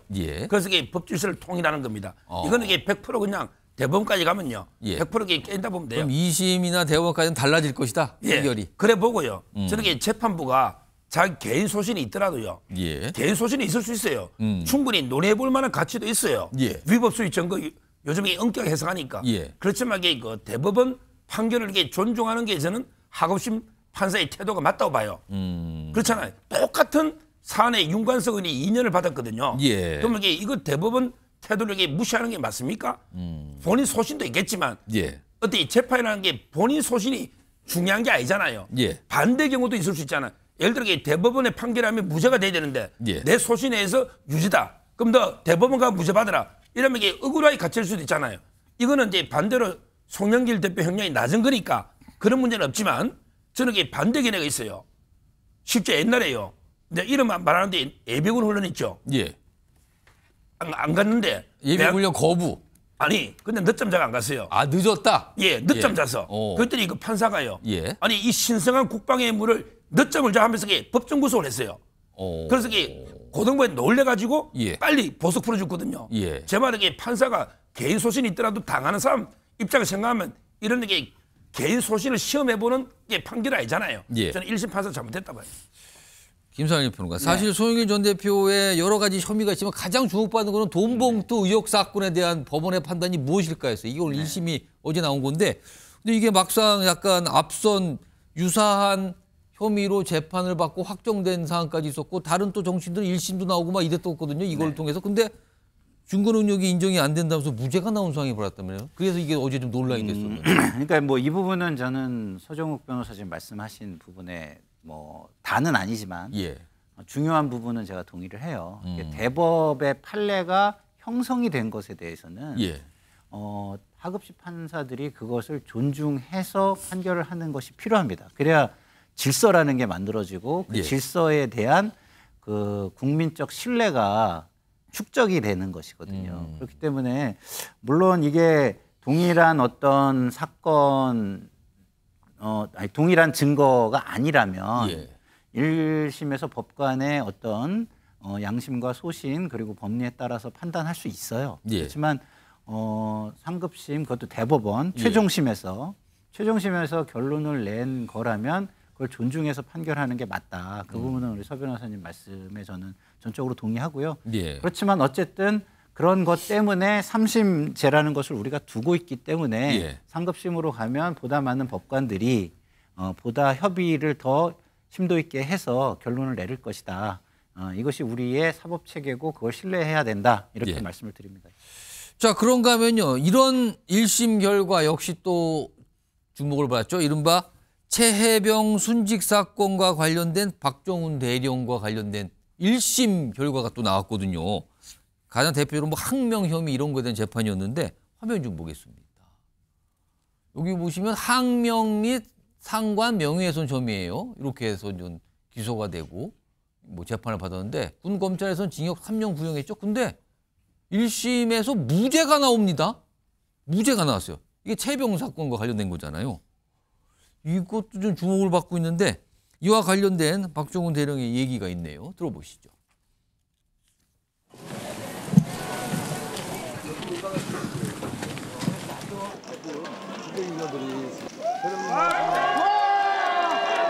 너의 죽음에 억울함이 없도록 하겠다라는 저의 약속을 지키기 위해서는 앞으로도 가야 할 길이 멀기도 하고 험하기도 할 것입니다. 수근이와의 약속을 지키기에 혼신의 노력을 다할 것입니다. 용기 있는 판단을 해준 군 판사들에게 경의를 보냅니다.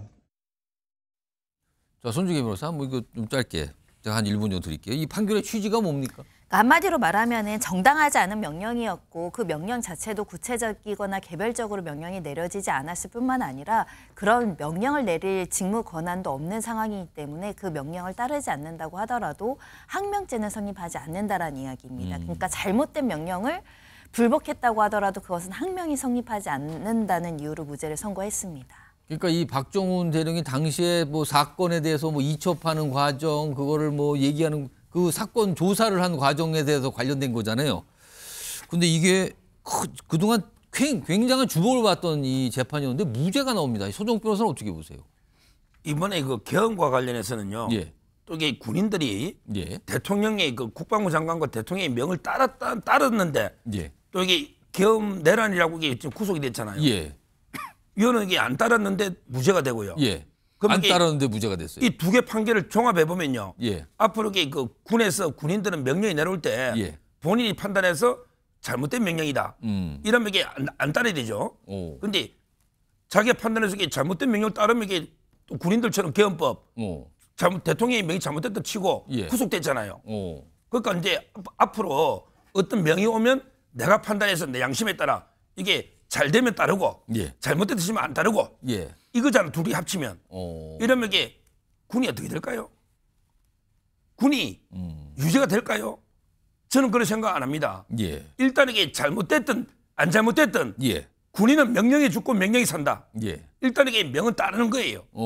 나중에 그런 면책해 줘야 되는 거예요. 이게 우리 형법 20조 정당의 취지고요.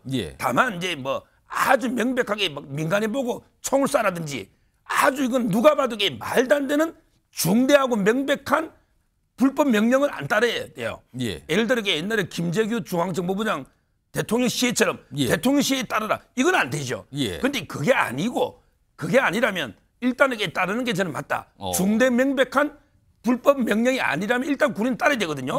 저는 이런 판결이 계속 나오면요. 앞으로 이게 군인들이 전부 자기가 다 판단해가지고 다 하면요. 과연 이게 진짜 우리 전쟁 났을 때 아니 어디 치라는데 내가 볼 때는 그 지역이 합리적이 아닌데요. 뭐 또는 이게 이거 좀 부당한데요. 이러다면 이게 과연 어떻게 전쟁을 수행하는 군인이 특성이 있거든요. 저는 상당히 납득이 안 되는 판결이고 이것도 항소심까지 가봐야 됩니다.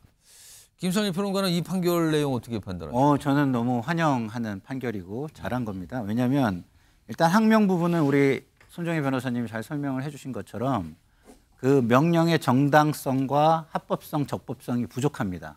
그리고 우리 서정욱 변호사님이 표현하신 것처럼 예. 명백합니다. 그게. 그렇기 때문에 우리 서정욱 변호사님은 그 명령에 무조건 따라야 된다고 얘기하지만 그게 자기 이익을 손해보는 거에는 그럴 수 있어요. 근데 다른 사람의 이익에 해를 끼치는 부분에 대해서는 그게 예. 명백한 만약에 불법이나 적법하지 않다고 한다면 그건 따르지 말아야죠. 자기 이익을 손해보면서 뭐, 이거는 말이 안 되는데 뭐 적법하지 않은데 이렇게 한다면 예. 그거는 뭐 자기가 너무 주관적으로 자기 이익만을 복무해가지고 한다 이렇게 할 수 있지만 그 행위가 다른 사람의 생명이나 이익에 예. 아주 중대한 해를 끼치는 거라면 그건 당연히 이게 적법한지 아닌지 좀 자기 검열을 해봐야 되는 거 아니겠습니까? 그래서 그런 기준이 또 저는 필요하다고 생각하고요. 명예훼손 부분도 무죄가 났습니다. 그건 뭐냐면 지금 대통령 경로로부터 이어진 이런 부분에 대해서는 이게 공익성이 너무나 크다라는 것입니다. 그래서 그 명예훼손보다는 이 공익성이 너무 크기 때문에 이것을 죄로 보기가 어렵다라는 예. 판단으로 보입니다. 자, 주목을 받은 두 가지 1심 판결 연달아 좀 있었거든요. 소개해드렸고요. 다음 주제로 넘어가 보죠. 어제도 이 얘기 잠시 전해드렸는데 야당의 어떤 입장이 바뀌었어요. 그게 이제 법안 발의로 나타났는데 그 내용 넘어가 봅니다. 키워드 있습니다. 제3자 추천 이게 돌파굴까?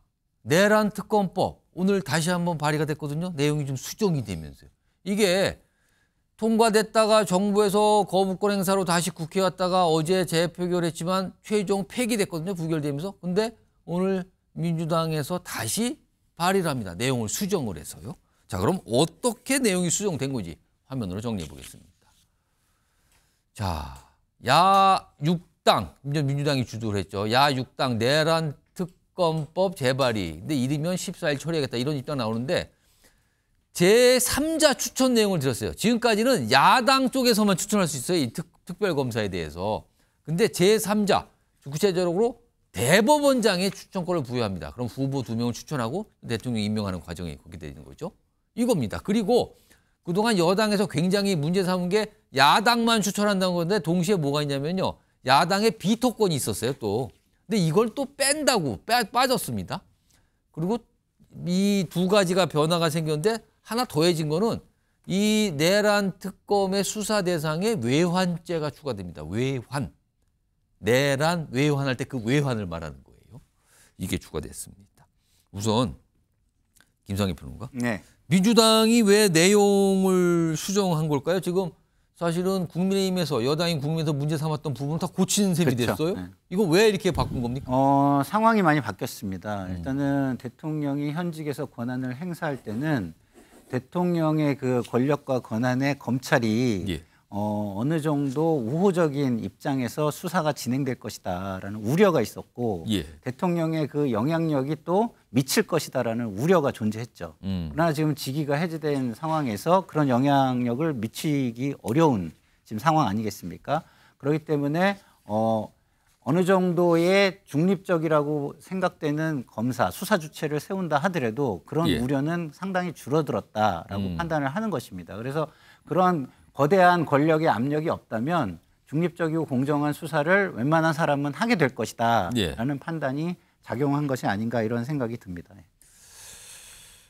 이 관련돼서 오늘 민주당에서 설명을 좀 내놓은 게 있고요. 그리고 어떻게 보면은 국민의힘에서 약간 반응이 있죠. 근데 가만히 들어보면은 뭔가 접점을 서로 생각하는 것 같기도 해요. 들어보겠습니다. 민주당은 외환 유치제를 추가한 제3자 추천 방식의 내란 특검법을 곧바로 재발의하겠습니다.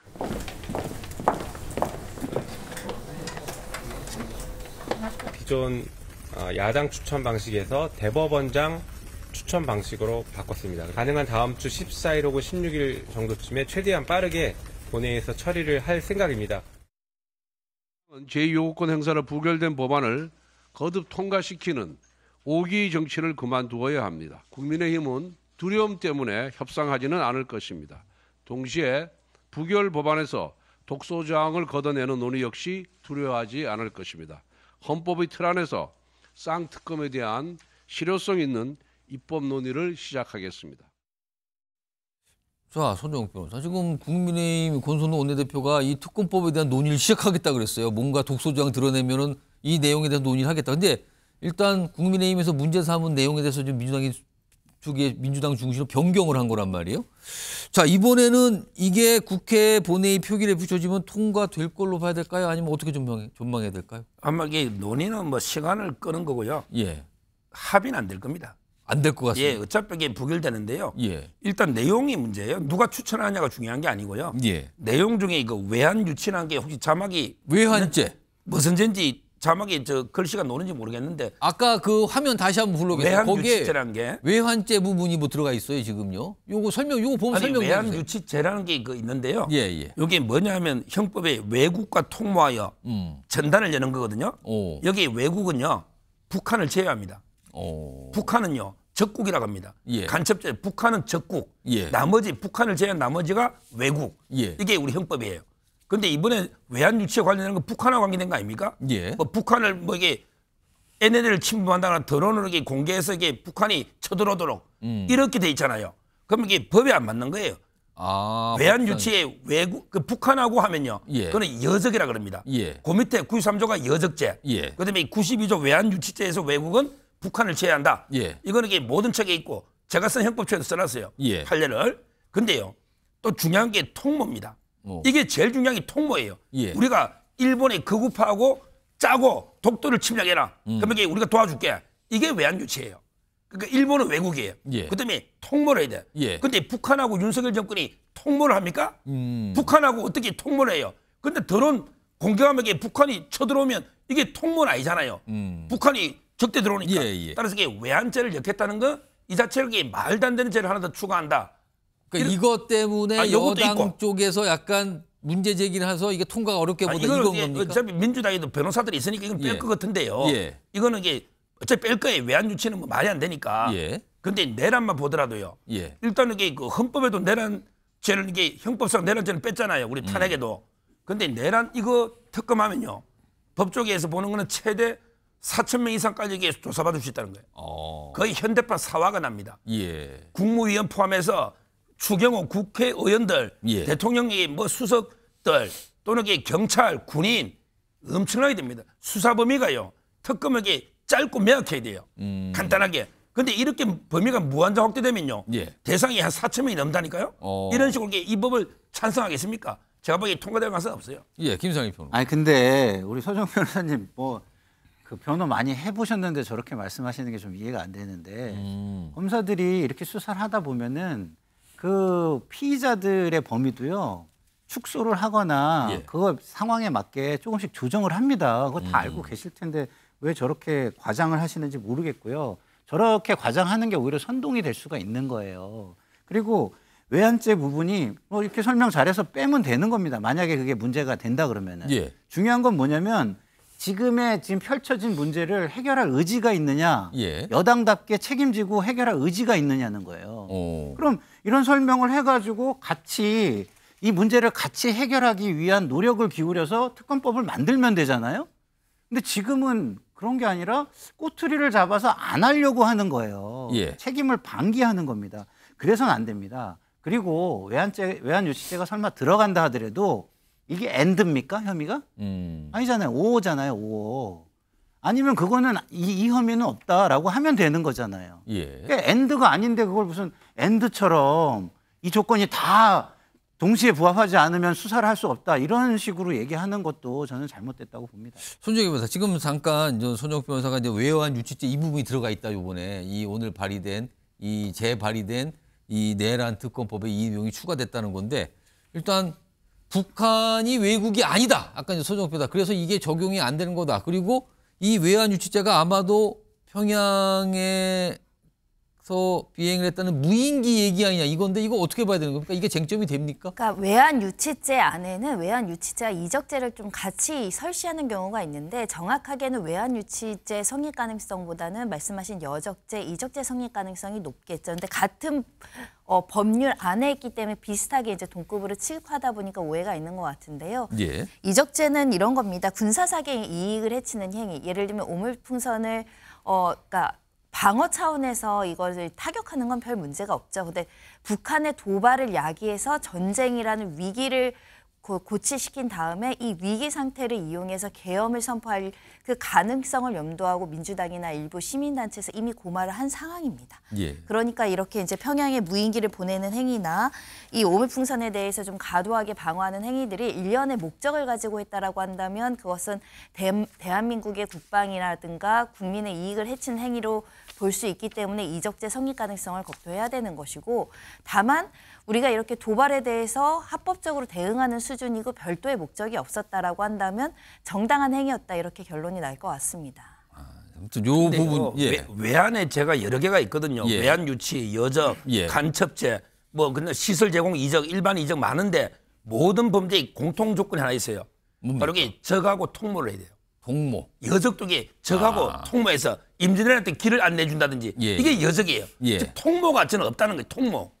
알겠습니다. 그러니까 이런 게 쟁점이 될 수 있다. 만약에 외환 유치죄가 적용이 돼서 그게 수사된다면 이런 게 쟁점이 될 수 있다. 이런 설명이신데, 그런데요. 사실은 어제 최종 부결돼서 폐지된 게 쌍특검법입니다. 두 가지예요. 지금 하나가 내란 특검법인데 이런 얘기도 나와요. 김건희 여사 특검법. 이것도 좀 야당에서 재발의하겠다는 얘기 나오는데 이렇게 좀 알려지고 있어요. 김건희 여사 특검법을 역시 제3자 추천 방식으로 수정한 법안 발의할 예정이다. 이달 중 본회의 처리 방안 검토. 역시 이것도 여당 쪽에서 문제 삼았죠. 이것도 왜 야당만 추천하냐. 그래서 이것도 제3자 추천 방식인데, 일단 김성일 평론가, 이거는 통과 가능성은 어떻게 봐야 될까요?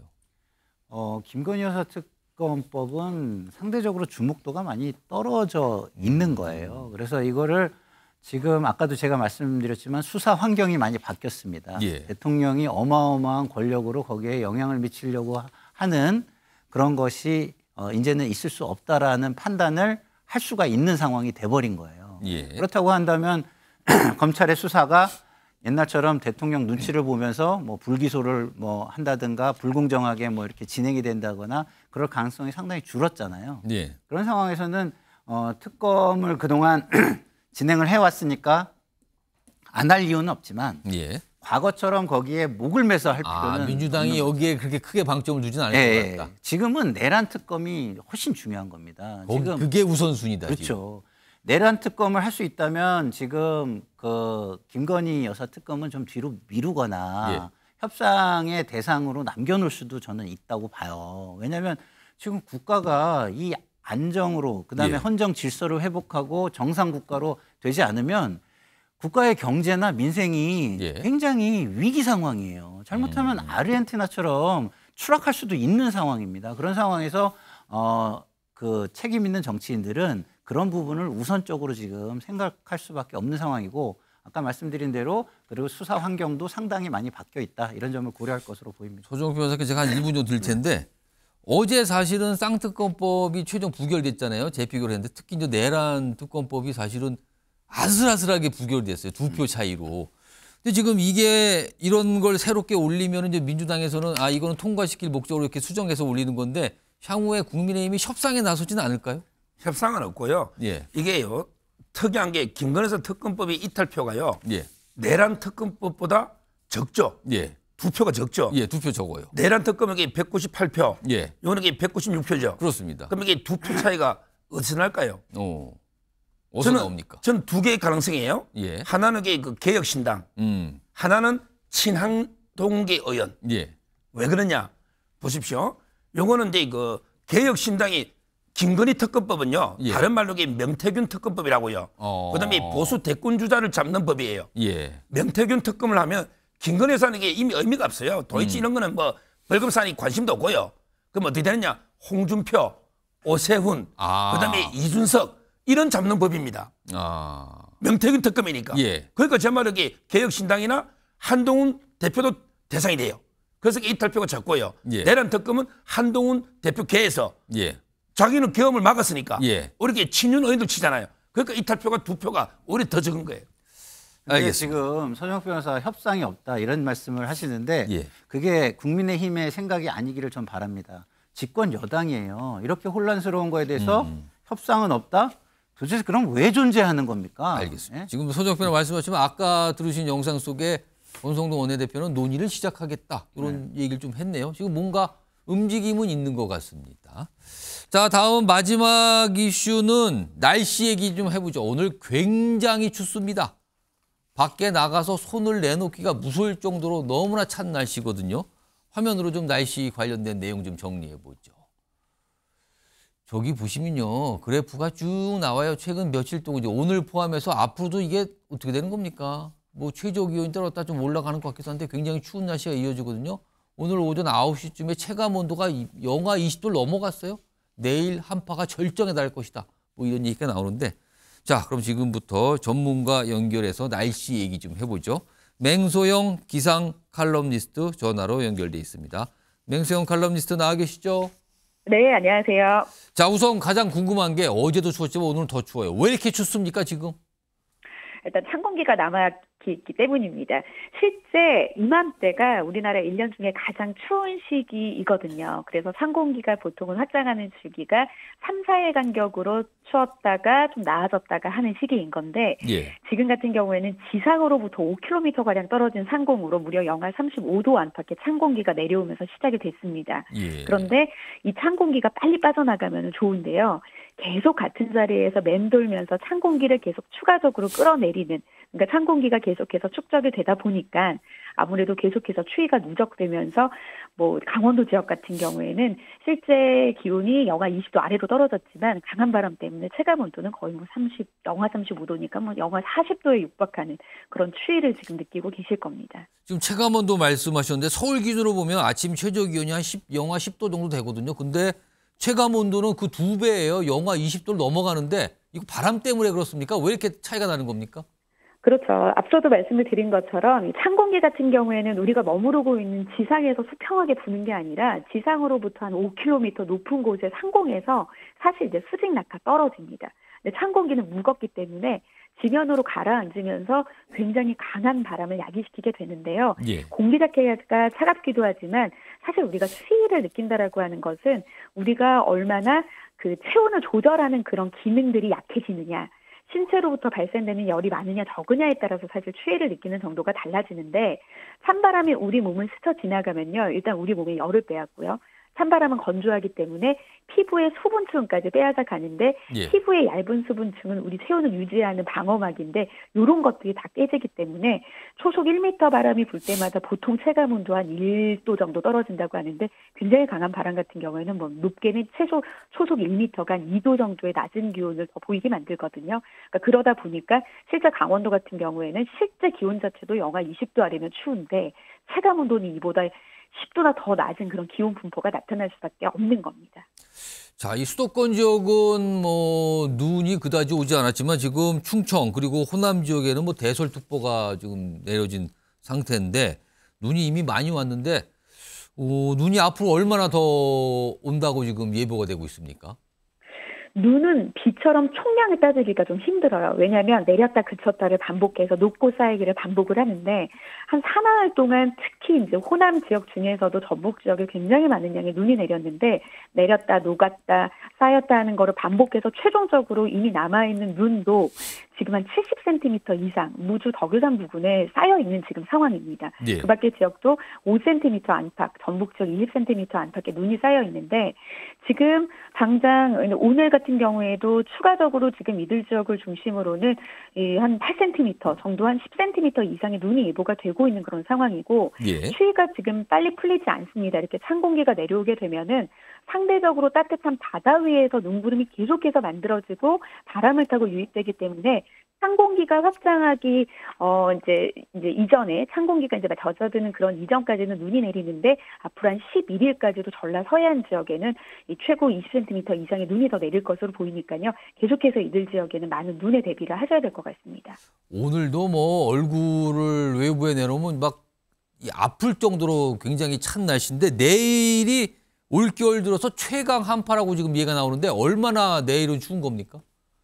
내일 정말 많이 춥습니다. 기상청에서는 이제 본래 예고하기로는 이제 목요일이 추위의 절정이고 금요일 아침에는 춥기는 춥지만 그래도 기온이 좀 올라가는 추세로 돌아선다라고 봤는데 지금 평년 이맘때 사실 추워야 돼요. 이맘때가 한 그래도 영하 12도에서 0도 선에 머물러야 되는 게 이맘때 겨울 날씨이기는 하는데 오늘 같은 경우에는 영하 13.6도에서 영하 4도까지 떨어졌습니다.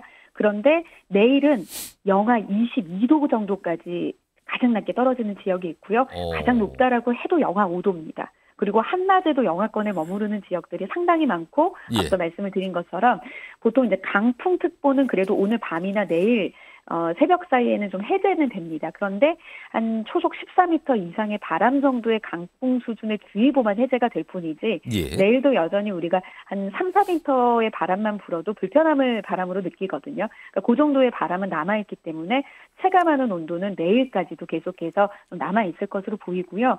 그리고 이번 추위 그래도 생각했던 것보다 찬 공기가 빠르게 빠져나가지 않으면서 계속해서 좀 이어집니다. 그래도 한 다음 주 월요일 정도까지는 그래도 주말까지 그러니까 일요일까지는 계속해서 좀 찬 공기가 남아있다라고 좀 보시면 될 것 같고요. 그리고 다음 주가 되면은 이제 따뜻해진다, 안 춥다라는 표현이 아니라 계속 강조드리지만 이맘때 제일 추운 시기거든요. 그러니까 한 4온 정도의 보통 겨울 날씨로 돌아간다라고 생각해 주시면 되고 극한의 한파는 이제 이번 주에 이어지긴 하지만 다음 주까지는 계속해서 추위를 대비를 하셔야 된다라고 보셔야 될 것 같습니다. 일요일 또는 월요일까지는 추위가 좀 있다. 그건 각오하셔야 된다 이 말씀인데 시간이 제가 한 30초 남았는데 추울 때 외출할 때 특별히 주의해야 되잖아요. 어떤 걸 좀 조심해야 될까요?